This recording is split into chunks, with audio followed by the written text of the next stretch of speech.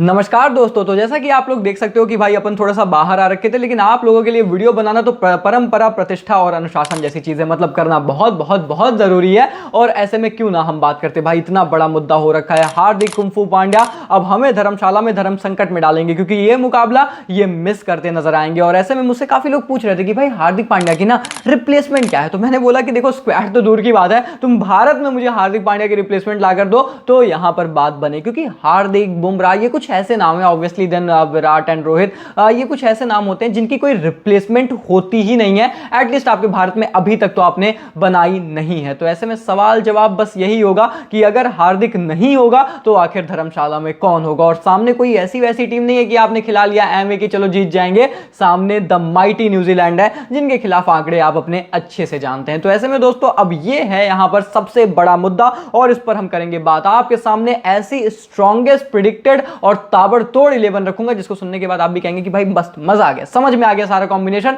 तो आप कर दीजिए वीडियो को लाइक, नीचे चैनल को सब्सक्राइब, ताकि इस तरीके की इंटरेस्टिंग वीडियोस लगातार आप लोगों तक पहुंचते रहे। तो यार चलिए सबसे पहले भारतीय 11 पर ही कूद पड़ते हैं। और ये बात आपको पता होनी चाहिए ना कि यहां पर एक 11 से तो काम चलेगा नहीं, क्योंकि मुझे तो आपको परम्यूटेशन एंड कॉम्बिनेशन समझाने हैं, फिर मैं आपको बताऊंगा कि मेरी समझ से 11 होनी क्या चाहिए। तो ऐसे में सबसे पहले यहां पर मैं 3 सेगमेंट्स में बात करूंगा, आइडल 11, माई 11, लाइकली 11। यानी कि एक 11 जो होनी चाहिए, एक जो मेरी अपनी 11 है और एक जो भारतीय टीम करेगी, ये आप समझेंगे। इसी हिसाब से ये समझने ही वाला है, नहीं तो भाई कुछ भी यहां पर नहीं होने वाला, सब हलवा हो जाएगा। चलिए शुरुआत करते हैं सबसे पहले आइडल 11 के साथ। एक ऐसी 11 आपके सामने रखूंगा ना जिसको सुनकर शायद आप भी कहोगे कि भाई तू रहने दे यार, तू रहने दे, यहां पे क्या बोल रहा है। लेकिन सच्चाई यही है कि अगर आप बात को यहां पर अंदर तक समझेंगे ना तो 11 ऐसी ही होनी चाहिए। क्या होनी चाहिए, देखिए सबसे पहले आपका वो जो टॉप 6 है वो पूरी तरीके से फिक्स है। तो मतलब टॉप 6 नहीं, एक्चुअली टॉप 5 यहां पर पूरी तरीके से फिक्स है। तो उसमें तो कोई बहसबाजी करने की जरूरत है नहीं। उसमें तो आपको रोहित, गेल, विराट, श्रेयस एंड केएल देखने को एज इट इज मिलेंगे। अब सवाल ये आता है कि हार्दिक पांड्या की जगह कौन, नंबर 6 पर कौन, एक जो सबसे बेहतर और आइडल 11 है। क्योंकि आप बैटिंग डेप्थ पर हमेशा जाते हो, धर्मशाला की पिच है, देखो वो सारी चीजें, न्यूजीलैंड अपोजिशन है,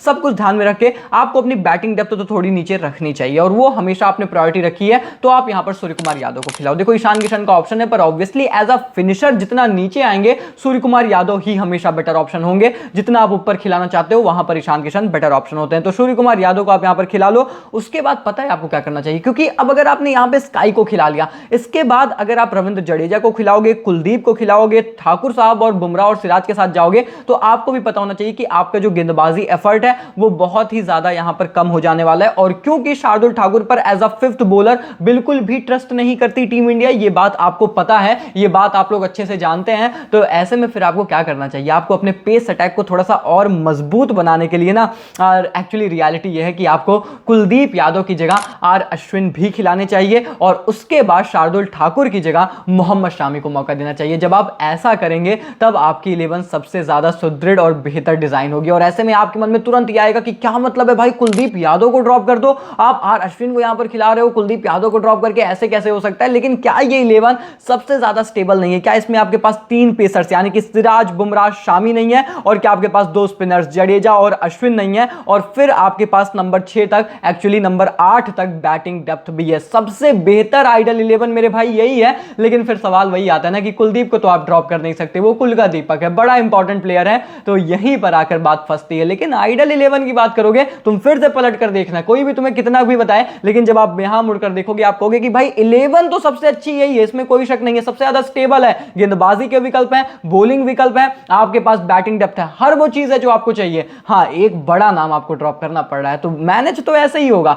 पर मैनेज आप करोगे कैसे मुझे पता है, आप नहीं करोगे, मुझे पता है, आपको भी पता है, सबको पता है। तो ऐसे में क्या होना चाहिए दोस्तों, मैं आपको बताता हूं मेरी अपनी 11। मैं यहां पर होता मतलब बीसीसीआई के, वो थोड़ा सा समझ रहे हो ना वहां पे, तो मैं यहां पे क्या करता, देखो मैं नंबर मतलब टॉप 5 तक तो सारी चीजें वैसे ही रहती, नंबर 6 पर मैं सूर्य कुमार यादव को लेकर आता। ऑब्वियसली सूर्य कुमार यादव का खेलना मुझे यहां पे काफी ज्यादा चांसेस नजर आते हैं, आप उनको खिला सकते हैं, मैं तो ये करता। उसके बाद मैं रविंद्र जडेजा को एज इट इज रखता, एंड देन मैं क्या करता, शार्दुल ठाकुर को ड्रॉप करके मोहम्मद शामी को लेकर आता, देन कुलदीप, बुमराह और सिराज एज इट इज रहते। तो ऐसे में अब इस चीज से होगा क्या? ऑब्वियसली आपकी बैटिंग डेप्थ तो थोड़ी सी इधर उधर हो रही है, पर इज इट दैट इंपॉर्टेंट? मतलब है बहुत इंपॉर्टेंट। न्यूजीलैंड जैसी टीम के खिलाफ आप और चाहते हैं, पर देखिए जब आपको वो कॉम्प्रोमाइज करने की अब स्थिति में तो आप हैं ही, आप हार्दिक को तो आप रख नहीं सकते, हार्दिक जैसा कोई आपके पास है नहीं। सो आई थिंक आप क्या कर सकते हैं, अगर आपको कुलदीप को भी भाई ऑब्वियसली रखना ही है, तो आप मतलब वो ठाकुर की वो थोड़ी सी वो बैटिंग एडवांटेज देते हैं, उसको सैक्रिफाइस करिए, शामी को खिलाइए। कम से कम आपका पेस अटैक तो एकदम सुदृढ़ रहेगा कि टीम मतलब 3 टॉप क्वालिटी पेसर्स खेलेंगे, और उसके बाद आपके लिए जडेजा और कुलदीप एज एन स्पिनर यहां पर नजर आएंगे, जो मेरी समझ से सबसे स्टेबल है। क्योंकि स्टेबल तो चलो सही वर्ड नहीं है, स्टेबल नहीं है, स्टेबल तो वो आइडियल वाली है, पर सबसे ज्यादा इस वक्त की कंडीशंस में लॉजिकल नजर आती है, और जो फॉर्म है खिलाड़ियों की उसको ध्यान में रखकर लॉजिकल नजर आती है इन माई पर्सनल ओपिनियन। क्योंकि फिर यहां पर आपके पास वो गेंदबाजी का भी ऑप्शन है, आप अपनी बॉलिंग से कॉम्प्रोमाइज मत करिए, मेरा यही हमेशा मानना रहेगा। क्योंकि वो कहते हैं ना लोग, एक समय पर आने के बाद आपको कहना पड़ता है कि यार भाड़ में गई बैटिंग डेप्थ, पहले अपनी गेंदबाजी तो दुरुस्त कर लो, तो वो चीज यहां पर मुझे नजर आ रही है। बाकी सूर्य कुमार यादव हैं तो बैटिंग डेप्थ भी आपको कहीं ना कहीं एक सर्टेन तक तो मिल ही रही है। और ऐसे में दोस्तों अब मैं आपको बताता हूं वो लाइकली 11 जो होने वाली है। और आप बोलोगे कि भाई ये वाली नहीं होने वाली है क्या? देखिए उसका कारण मैं आपको ये समझाऊं। इसके पहले ऐसा सिनेरियो आया था जब हम ऑस्ट्रेलिया से वो ओडीआई सीरीज खेल रहे थे ना, तो वहां पर भी हार्दिक पांड्या को थोड़ा सा तकलीफ हुई थी। और पता है टीम ने क्या किया था? टीम ने बहुत बदलाव नहीं किया, टीम ने सिर्फ एक बदलाव किया। यहां पर हमने मेरी 11 में 2 बदलाव बताया है। टीम ने उस टाइम क्या किया था पता है? उन्होंने शार्दुल ठाकुर की गेंदबाजी पर ट्रस्ट किया था। जी हां, उन्होंने कहा कि आप हमारे 5th गेंदबाज रहेंगे,